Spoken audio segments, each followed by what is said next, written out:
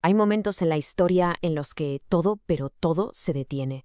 Momentos en los que el destino del mundo literalmente pende de un hilo. Pues bien, hoy nos vamos a meter de lleno en uno de esos momentos. 13 días. Parece poco tiempo, ¿verdad?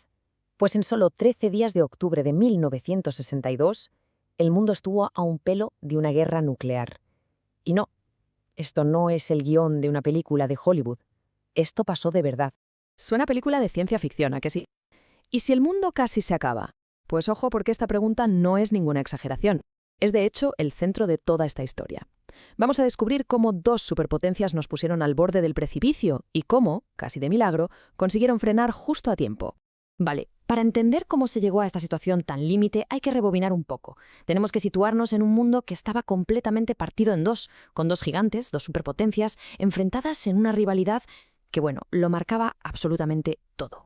Y a ese enfrentamiento se le conoce como la Guerra Fría.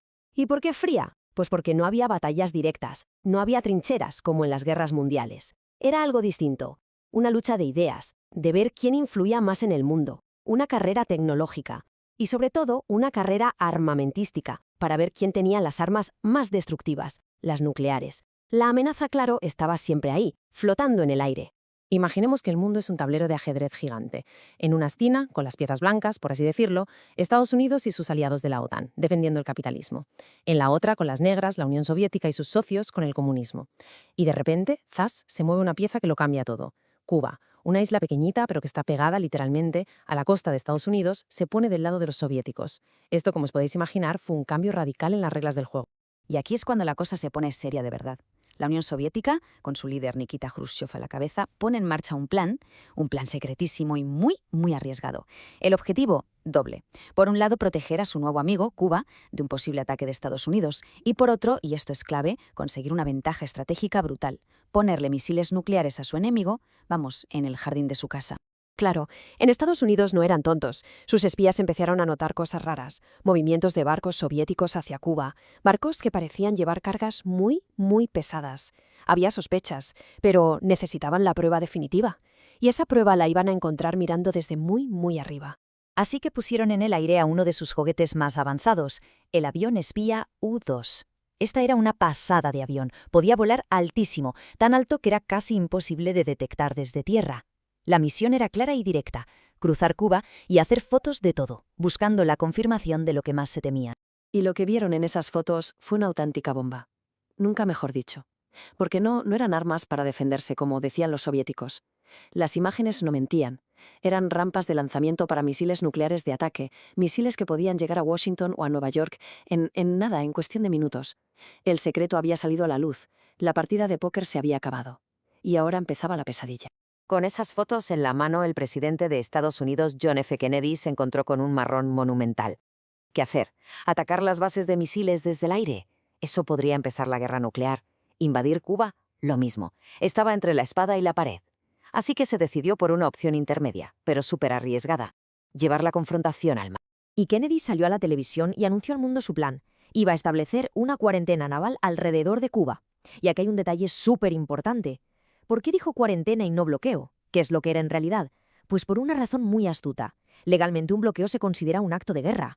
Al usar la palabra cuarentena, estaba haciendo lo mismo pero sin declarar la guerra oficialmente. Era una forma de subir la presión al máximo sin ser el que apretaba el primer botón. Y con esa decisión arrancaron esos 13 días de infarto. El 16 de octubre, Kennedy se entera.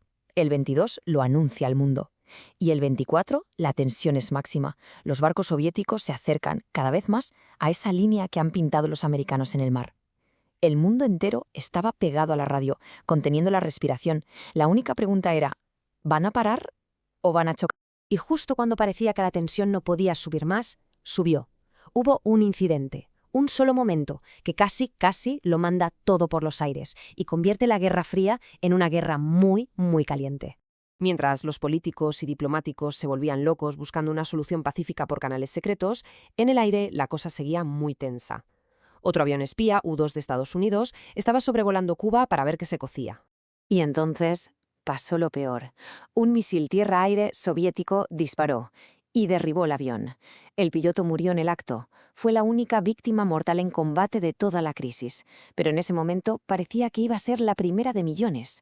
Y lo más grave es que parece que los militares soviéticos en Cuba dispararon por su cuenta, sin que se lo ordenaran desde Moscú.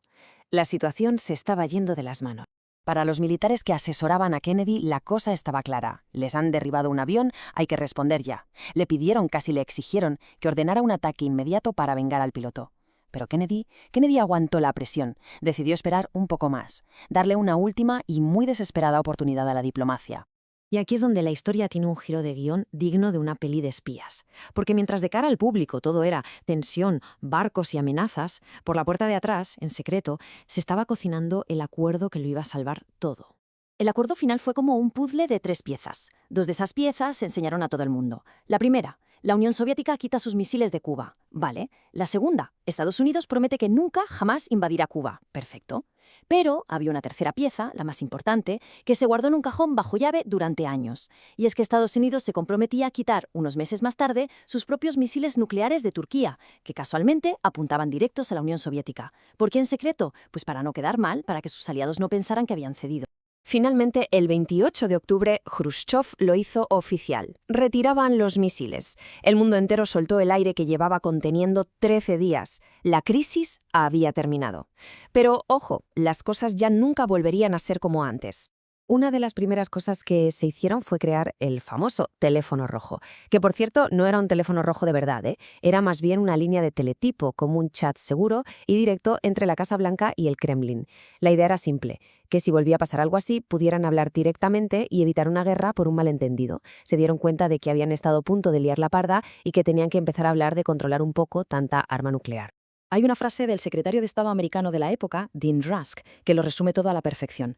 Dijo algo así como: nos estábamos mirando fijamente a los ojos y creo que el otro tipo acaba de parpadear. Es la imagen perfecta, ¿no? Un pulso, un duelo de miradas a ver quién aguantaba más. Y cuando los barcos soviéticos dieron la vuelta fue como si el otro parpadeara. Y con ese parpadeo la humanidad se salvó de la quema.